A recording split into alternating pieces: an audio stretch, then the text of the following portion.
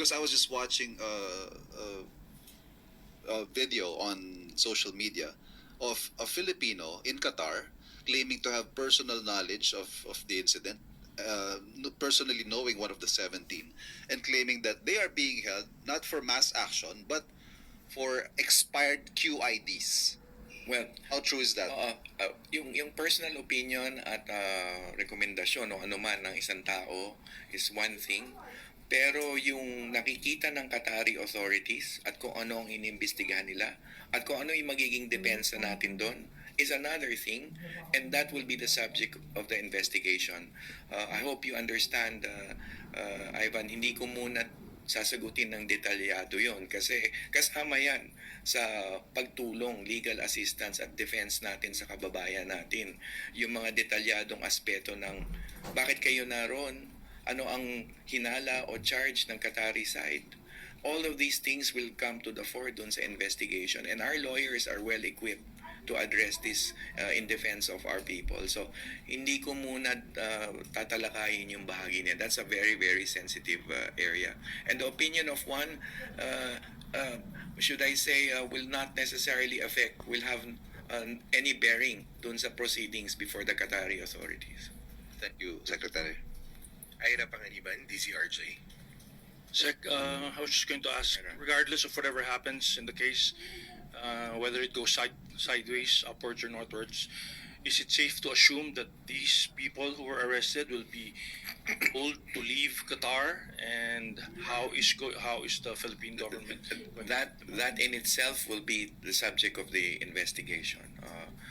So, hindi ko pangungunahan ng investigasyon, hindi ko pangungunahan ng Qatari authorities, hindi ko pangungunahan yung firm legal defense that we will put up for our people.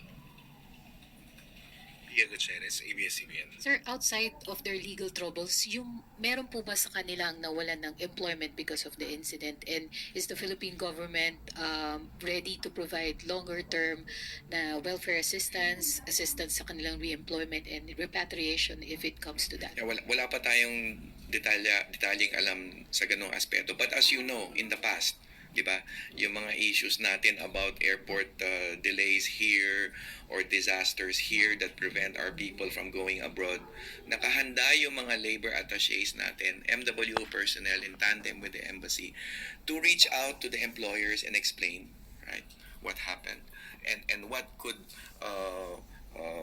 possibly happen if an OFW will, for instance, eventually be given another opportunity to work abroad or in the same host country.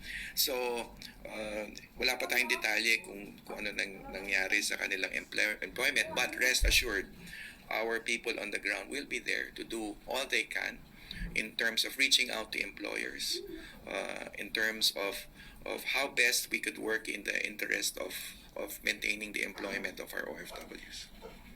Actually, not just for this case, but in general, right? Alam niyo na yan. Trabaho talaga ng labor attachés natin yun. Do you have more question for Secretary CACDAC? Ano? Taiwan. Oh, what about Taiwan? I think sumagot na si CES doon, di ba? In case there's a need for massive... We will go by the statement by the good executive secretary that the Philippine government stands ready. Under the Marcos administration, we have met. We have been meeting to discuss the contingency plans. But having said that, we also would like to assure our OFWs and OFW families of the safety of their loved ones